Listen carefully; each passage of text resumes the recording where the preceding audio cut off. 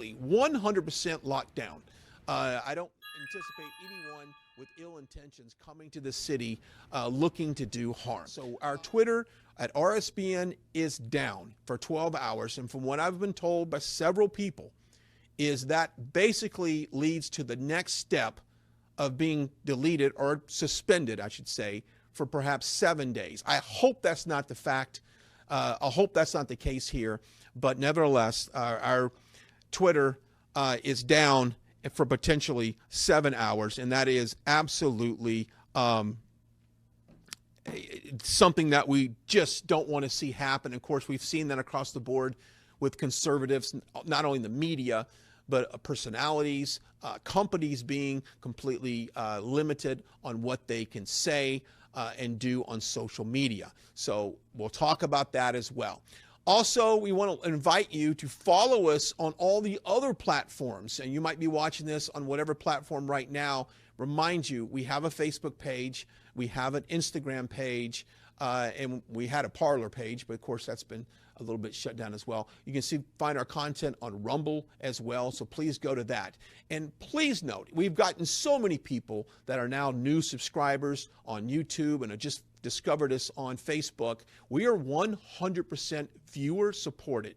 So we appreciate all of your support throughout the years. And of course, if you followed us during the campaign months, we've been on the road. We were basically at every single Trump rally that he held. So we have been bringing you all that coverage, all these amazing speeches, and we bring you the crowds. We show you the personalities behind all of these rallies. Please, if you want to give, go to rsbnetwork.com, rsbnetwork.com/donate.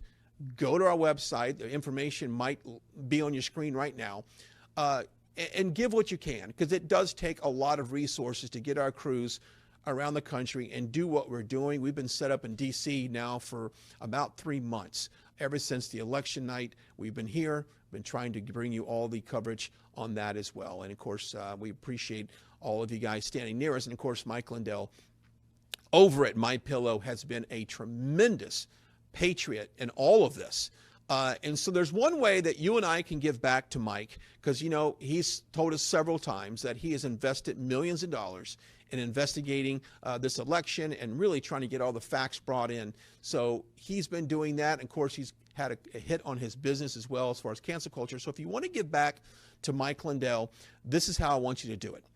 Go to mypillow.com. That is mypillow.com. And if you don't have a MyPillow right now, of course, they got the sheets, they got the dog beds, they have all kinds of stuff. Go on there right now and shop away. And if you put the promo code RSBN in the promo code, you'll get up to 66% off your entire order. And part of those proceeds goes back to us over here at RSBN. So you buy a pillow, you sleep better, and you end up helping us as well on all the things that we're doing here at Right Side Broadcasting. Of course, Joe back at the corporate office, and it's just tremendous. It's something that I have worked for big broadcasting companies with crews of hundreds of people, and we do all of that with really a company of 2 or 3 people. So a lot of long hours, a lot of blood, sweat, and tears that goes into this network. And we just want to say thank you to the viewer who's watched us, who's tuned in. I mean, I got my social media here. I hundreds of DMs a day telling us, thank you so much for what you do for this president, for this country. And we just want to say thank you for staying with us as long as you have. If you're just now joining us, welcome. We are live here in Washington, D.C., just really blocks away from the White House, which at 4 o'clock Eastern Time, President Trump is scheduled to deliver a farewell address. Now, we don't want to speculate exactly what that farewell address is, what the contents of that address. We don't know at this point. As Trump supporters, we'd love to have him say, hey, I'm not going anywhere, right?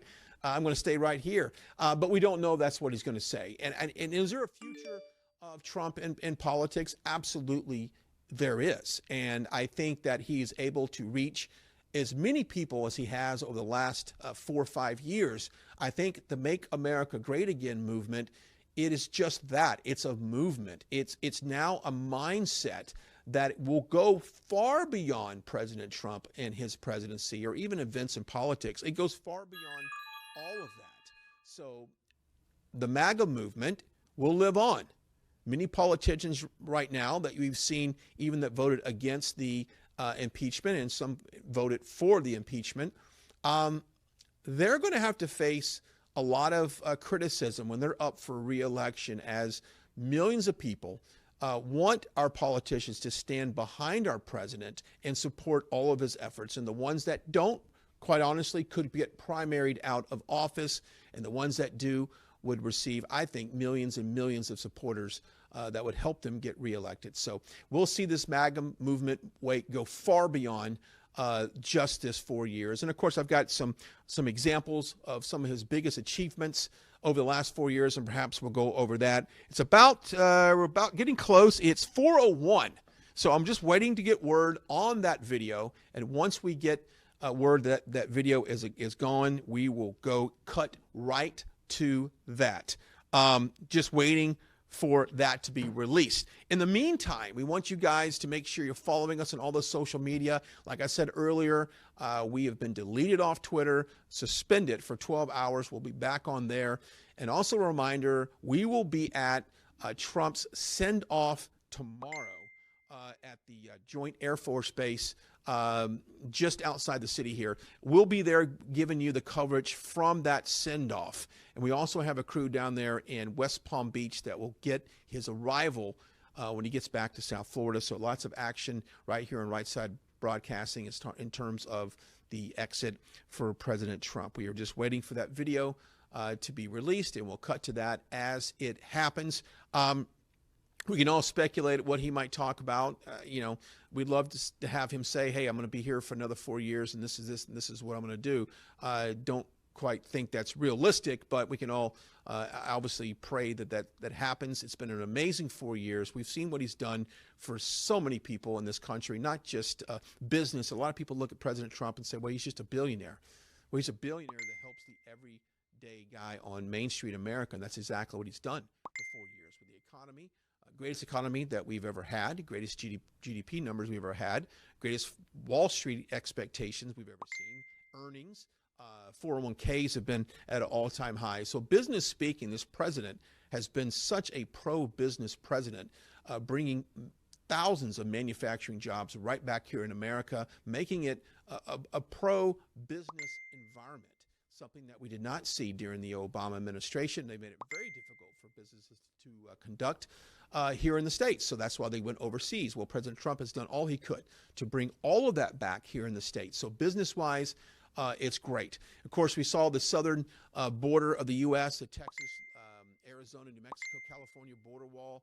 He promised the border wall from day one during his campaign. And of course, we saw last week, or 10 days ago rather, he summed up 460 miles of wall there he just completed. And it's a beautiful wall. And of course, a lot of border people supported that from the president, because that was one of his campaign promises about building the wall and securing our southern border and cut off the drugs and just really the criminals, the MS-13, the gang members and things like coming in. And we're not talking about, you know, citizens who just want a better life. We're talking about cutting out a lot of the illegal negative stuff that comes with immigration, not the legal immigration. I think that's something to make sure we specify on that. Also, Trump took on Big Pharma, was able to lower a lot of drug prices, especially for seniors, and which is very important. A lot of people are on a fixed income, and of course, with COVID coming in, he was helped with getting that vaccine out. We heard that Pfizer came out the day after the election saying they had the vaccine, and of course, that got pushed to the forefront, and now we have distribution for the vaccine for COVID. So that's a wonderful thing that we're able to get this economy back open. Now, we're in D.C., and it's a little different environment here than it is, I think, across the country. If you're down in Florida or Texas, your business, almost business as usual to a certain extent, with some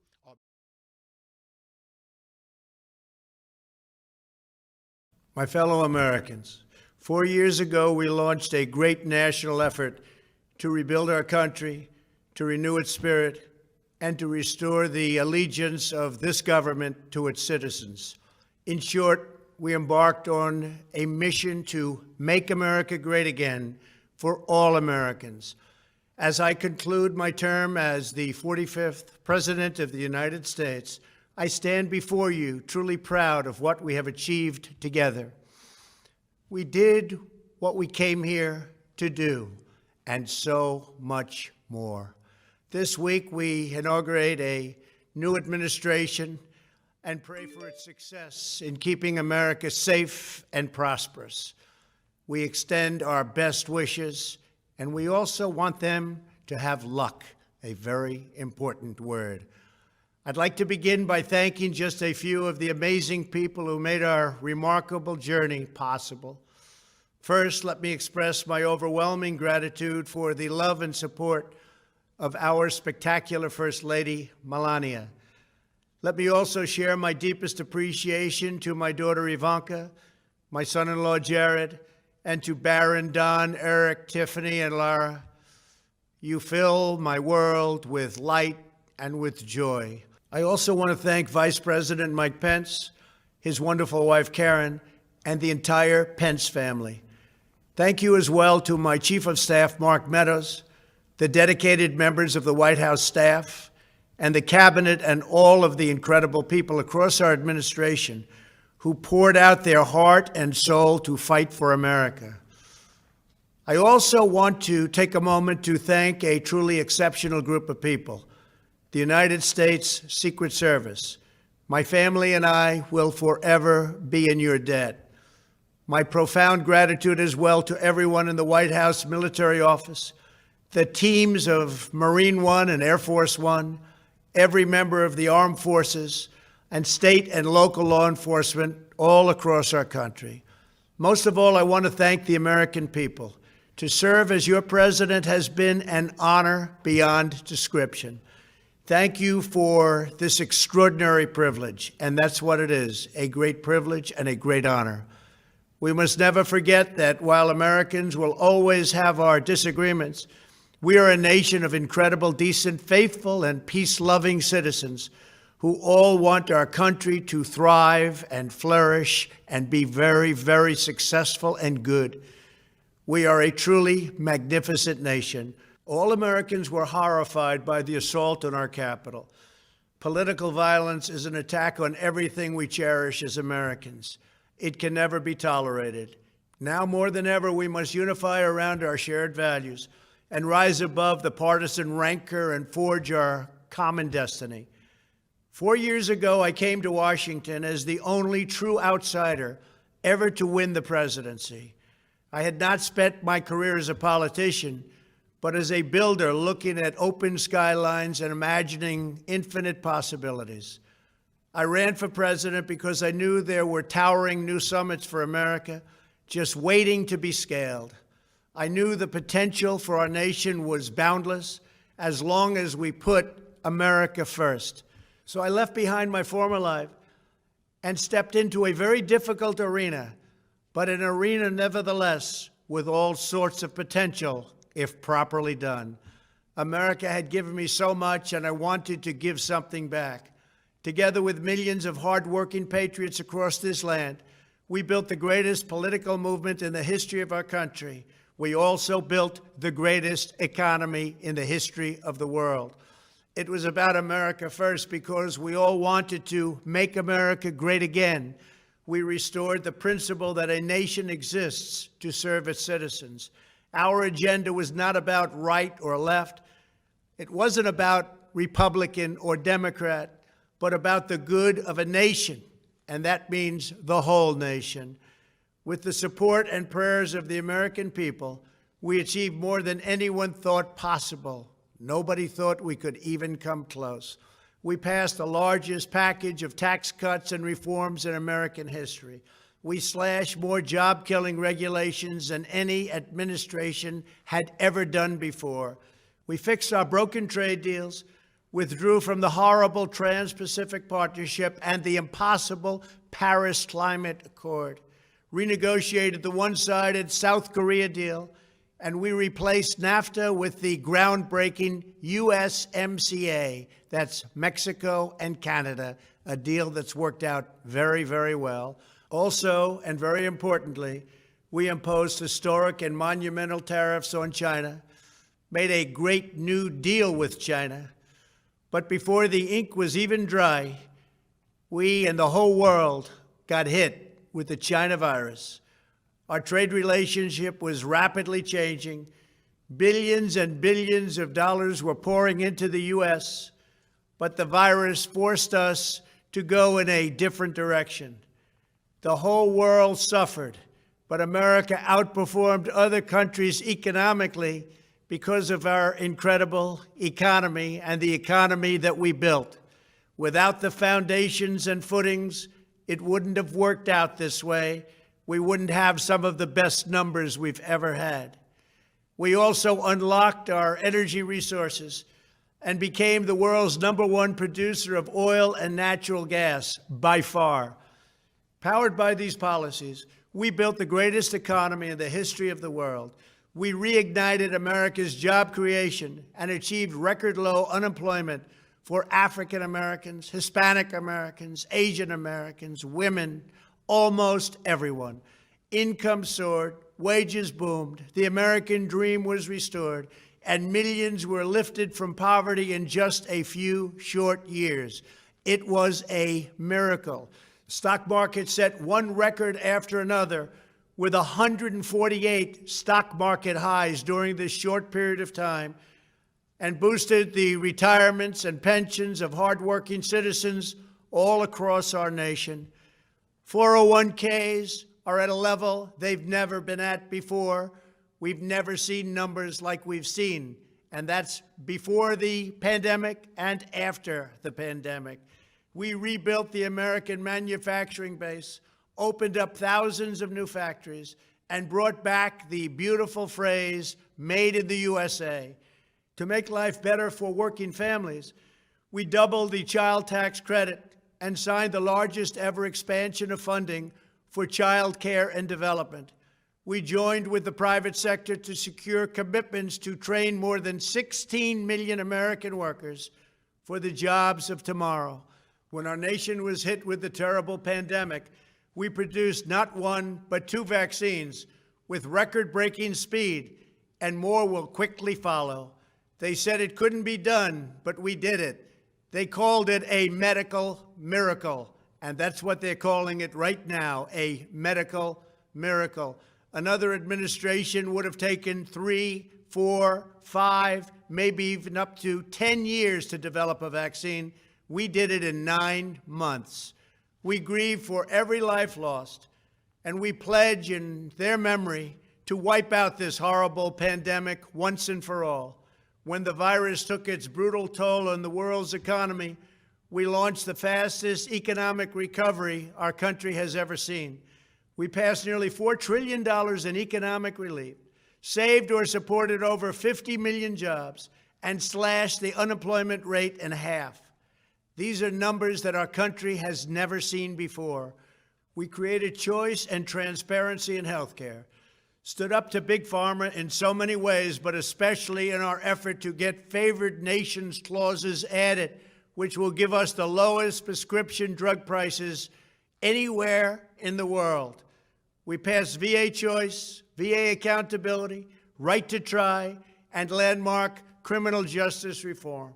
We confirmed 3 new justices of the United States Supreme Court. We appointed nearly 300 federal judges to interpret our Constitution as written. For years, the American people pleaded with Washington to finally secure the nation's borders. I am pleased to say we answered that plea and achieved the most secure border in U.S. history.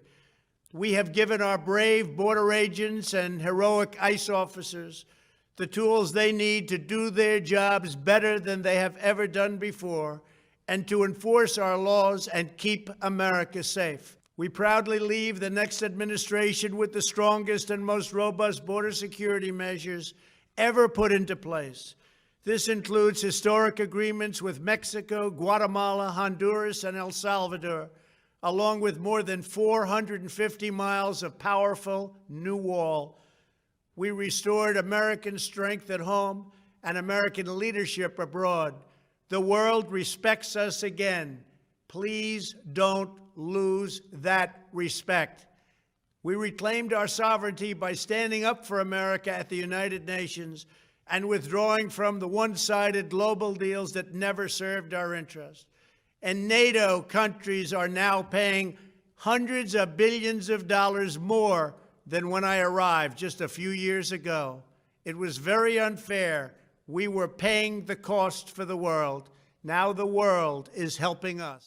And perhaps most importantly of all, with nearly $3 trillion, we fully rebuilt the American military, all made in the USA. We launched the first new branch of the United States Armed Forces in 75 years, the Space Force. And last spring, I stood at Kennedy Space Center in Florida and watched as American astronauts returned to space on American rockets for the first time in many, many years. We revitalized our alliances and rallied the nations of the world to stand up to China like never before.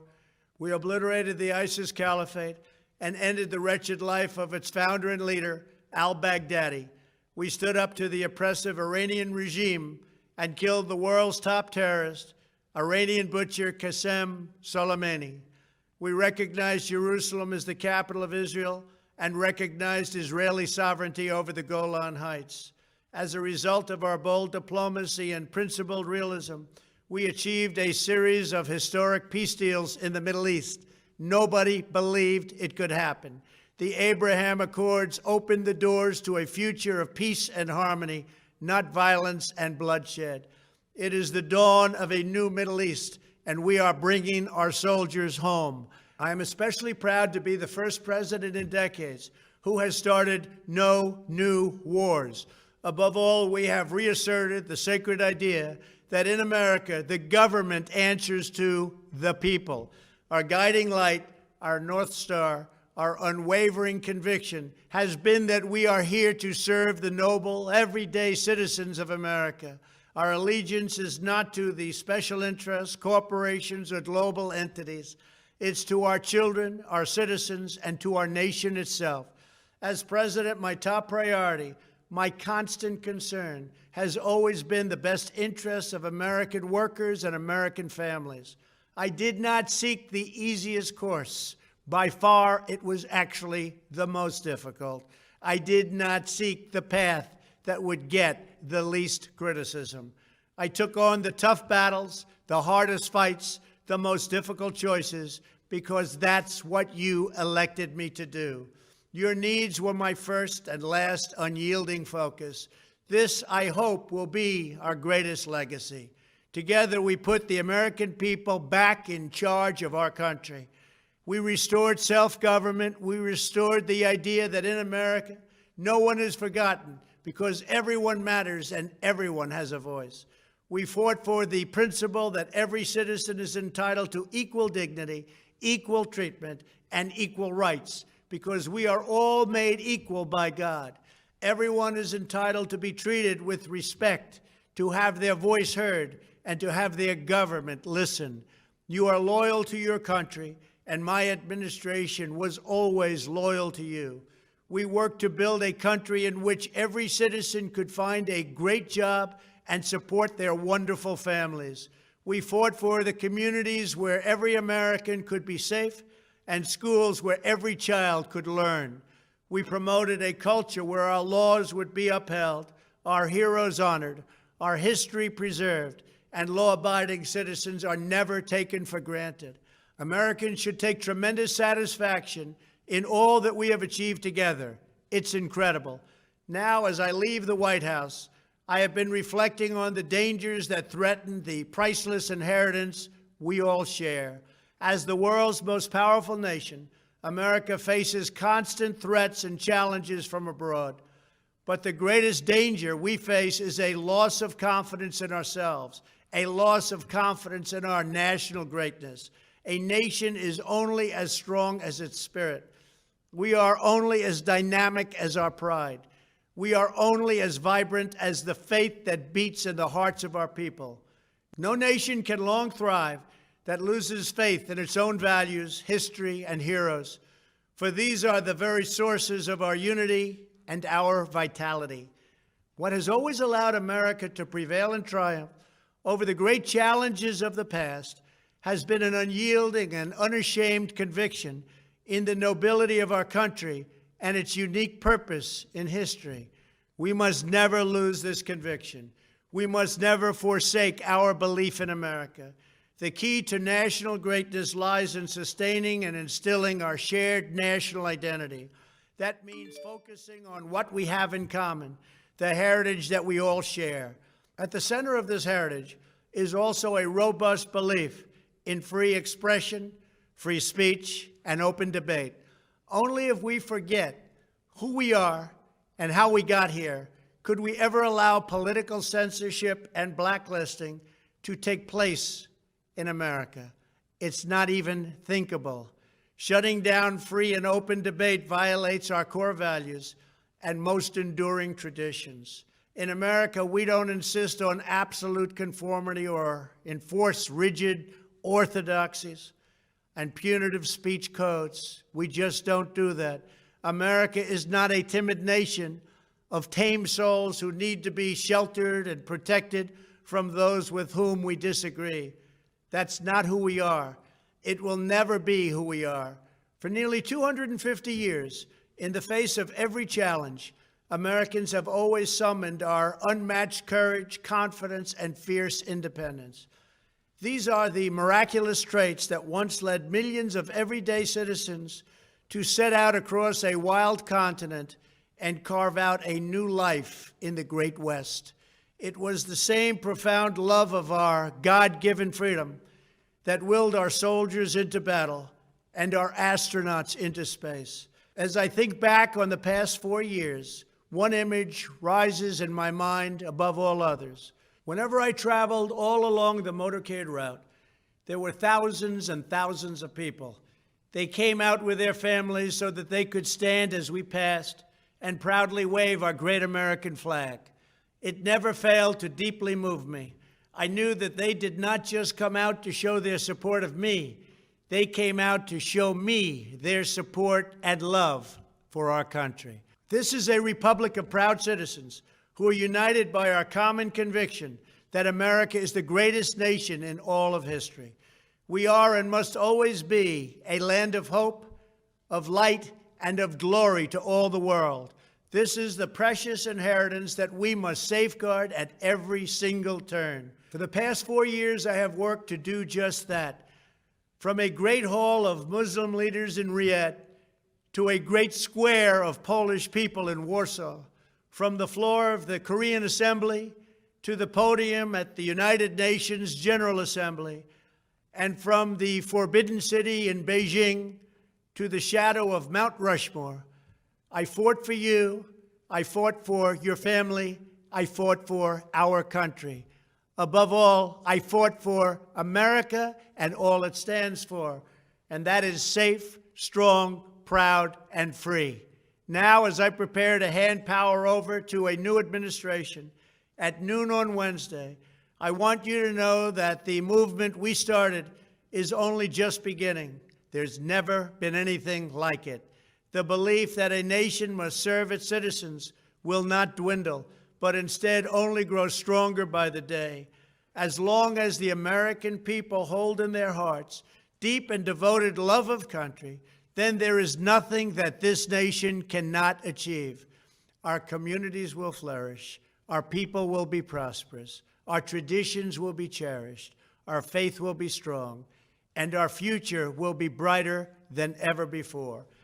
I go from this majestic place with a loyal and joyful heart, an optimistic spirit, and a supreme confidence that for our country and for our children, the best is yet to come. Thank you and farewell. God bless you.